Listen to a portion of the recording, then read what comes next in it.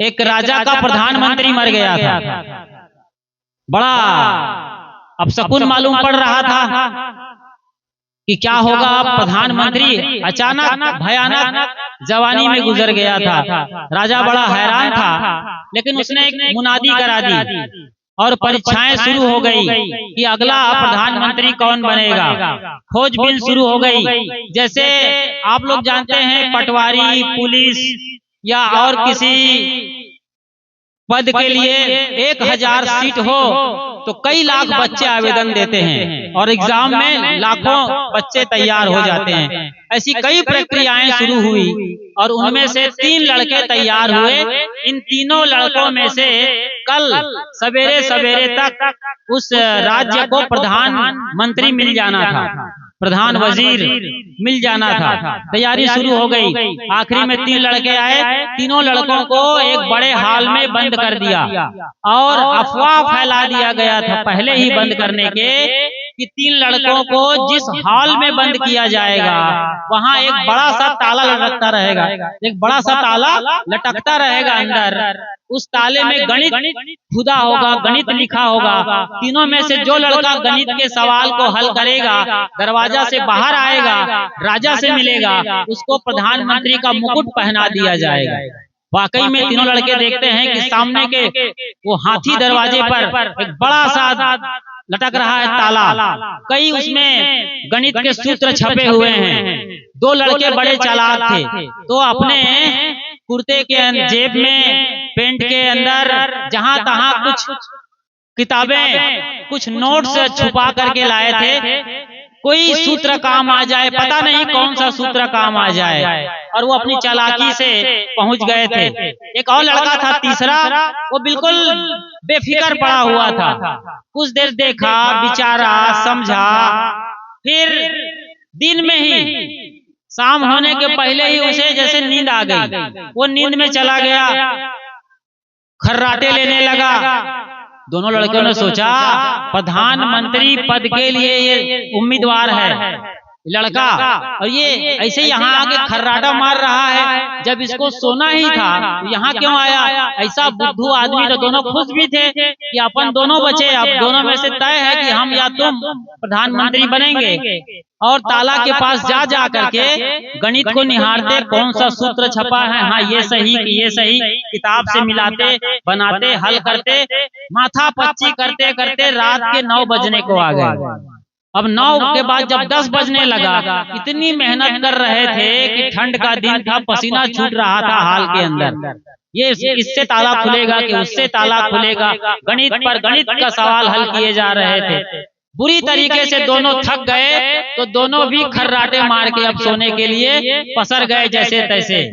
किताबें छाती पर हैं, कहीं और कलम है, कहीं कुछ और है, और दोनों अब खर्राटे मारने लगे। रात के जब कोई 2 बजा होगा, तो जो पहला सोया था, जिसको लोग समझ रहे थे कि ये बुद्धू है, वो उठा और सीधा दरवाजे के पास गया और एक लात मारा दरवाजे को। वो ताला भी खुल गया, फाटक भी खुल गया, और सीधा राजमहल पहुंच गया राजा के पास। और राजा ने देखा कि सवेरे सवेरे कोई आया है मेरे द्वार। निहारा, देखा तो वही 3 में से एक लड़का आया हुआ है। बकायदा उसको मुकुट पहनाया और बैंड बाजा बारात के साथ उसकी फिर वहां पर यात्रा हुई और वो पहुंचा उसी हॉल में। सवेरे सवेरे पहुंच जाते हैं, कोई 5-6 बजे के आसपास। बाकी दोनों लड़के बुरी तरीके से सो रहे हैं, खर्राटे भरते हुए। कहीं किसी के लार टपक रहा है, किसी का दांत निकल रहा है, किसी के मुंह से पानी निकल रहा है। दोनों सोए हुए हैं। जब बैंड बाजा की आवाज सुनते हैं तो दोनों हड़बड़ाते हैं, एक दूसरे को धक्का मुक्की करते, देखो जी क्या हो रहा है, आवाज कहाँ से आ रही है, कितना बज गया, अभी तो हम सवाल हल करने में लगे थे, ये क्या हो रहा है। अचानक दरवाजा खुलता है और उनका जो तीसरा उम्मीदवार था, तीसरा कैंडिडेट था, तीसरा जिनका विरोधी था, वो प्रधानमंत्री का मुकुट लगा के पहुंच गया था। उन दोनों लड़कों को अपनी ही आंखों पर भरोसा नहीं हो रहा था कि राजा ने इस बुद्धू को प्रधानमंत्री कैसा बना दिया है। हम हकीकत में कुछ नजारा देख रहे हैं या फिर ये सपना है। ये तीसरा बुद्धू महामूर्ख आदमी लड़का जो सो रहा था, इसके सर पर मुकुट ताज प्रधानमंत्री का, और हम यहाँ पड़े हैं, भरोसा नहीं आ रहा था। राजा ने कहा, बेटे ये तुम्हारा साथी दरवाजा खोल के बाहर आ गया था। पूरी कहानी बता दी गई लड़कों को, और लड़के भी हैरान और परेशान थे। कहा, तुम पहुंच कैसे गए भाई? हम लोग इतना गणित पर गणित लगाए, सवाल सूत्र फार्मूला, कोई काम नहीं आया, और तुम? अरे मैं तो उठा 2 बजे का टाइम था रात को, आंख मिंचते गया, लात मारा, दरवाजा खुला ही हुआ था, ताला तो ऐसे झूठा लटक रहा था, झूठा ताला, नकली ताला था, बस ऐसे उलझा दिया गया था, ताला लगा नहीं था, सारे गणित भी नकल के थे, नकली खुदे हुए थे। बस यही कहानी आपकी जिंदगी की है, कहीं कोई ताला नहीं है, लेकिन आप लोग ताला मानते हैं। अब आपको यकीन नहीं होगा, मैं परसों जब यहाँ पर आया इसी गांव में, तो उधर गया मैं वॉशिंग पाउडर लेने के लिए, तो बीच में एक आदमी मिला, उसने कहा, गुरुजी इधर आइए, कुर्सी पर बैठ गया बाजू दुकान के सामने, और मेरे को बुला करके, मैं कहा खड़ा रहा, वो बोलने लगा, कहा, गुरुजी पिछले हफ्ते भर से मेरे कान में 4 लोगों की आवाज आती है, यदि वो आया हो तो हाथ उठा देना भैया ईमानदारी से।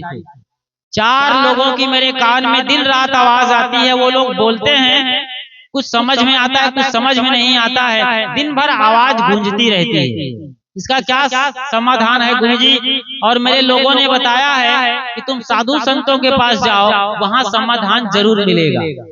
चूंकि मुझे नहाना था, जल्दी आना था, तो मैंने ये कहा कि भैया तुम आ जाना हमारे पास, हम वहाँ ठहरे हैं निर्मल साहू जी के घर में, आप आना बैठ, लेकिन आ नहीं पाया, जाने मजबूरी उसकी क्या है। तो वो क्या कह रहा था, 4 आदमी की आवाज मेरे कानों में लगातार गूंजती रहती है, ये एक समस्या है उनके लिए, दिन रात कोई बोल रहा है, सपने में भी जागते में भी, उसकी जिंदगी में दखलंदाजी चल रही है, वो हैरान है, परेशान है। अब ये एक बीमारी है, कान के भीतर के यंत्र खराब होने से और मानसिक चिंतन की शक्ति घट जाने से, ये जब दोनों मिल जाते हैं तो इस तरीके की चीजें आपके साथ होने लगती है। अभी ये तो उनकी कहानी हो गई, आपके साथ भी अभी भी हो सकता है। यदि अभी यहाँ अचानक बरसात शुरू हो जाए, भयंकर बारिश हो, बिजली कड़कने लगे, बादल गरजने लगे, तो यहाँ जो बैठे हैं इनमें से 10 लोगों को लगेगा कहीं मुझे सर्दी ना लग जाए, कहीं मुझे बुखार ना आ जाए, तो उसको घंटे 2 घंटे बाद पक्के तौर पर बुखार आ जाएगा।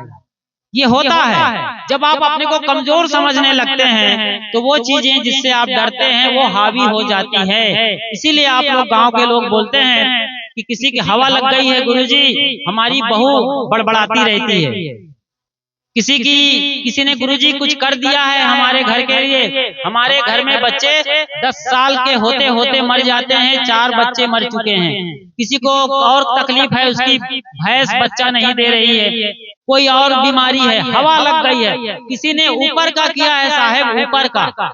ये जो मान्यता है ना, ये आपने बनाया है। आप सोचिए जरा, आपके न प्रधानमंत्री को कभी कोई टोना मारता है, न काला जादू लगता है, न सोनिया गांधी को कोई इस तरीके से कोई डायन परेशान करती है, कोई टोनही और कोई कुछ नहीं होता है। ऐसा कहीं देखने में नहीं आता है। जो लोग गरीब हैं, कमजोर समझ के हैं, डरपोक किस्म के हैं, और कहीं न कहीं भगवान भरे से बैठे हैं, खुद का भरोसा नहीं है, खुद का उनको अता पता नहीं है, ऐसे लोगों को ऊपर की हवा लगती है, शैतान पकड़ते हैं, भूत प्रेत लगते हैं, मरी मसान, जिन चुड़ैल, ब्रह्म राक्षस, टोनही और न जाने और क्या क्या लगते हैं। गुरुदेव सतगुरु अभिलाष साहब जी कहा करते थे, आपने हजारों बार सुना होगा, वो कहते रहे कि कब्रों में चींटियां बिल बना के रहती हैं, उनका कोई बाल बांका नहीं होता है। चींटियां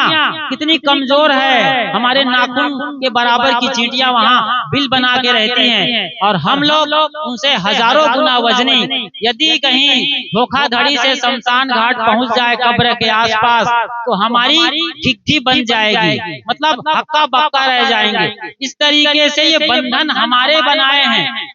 खास बात समझिए कि बंधन न कोई भगवान डालता है, न कोई शैतान डालता है, न कोई मरी मसान डालता है। बंधन आपका बनाया हुआ है, आपकी परंपरा से चली आ रही है। आपके घर की जो पिछली पीढ़ियों की आदत रही है, वो आदत भी परंपरा बन जाती है। आदत ही परंपरा बनती है, आदत ही आदमी के लिए बंधन बन जाता है।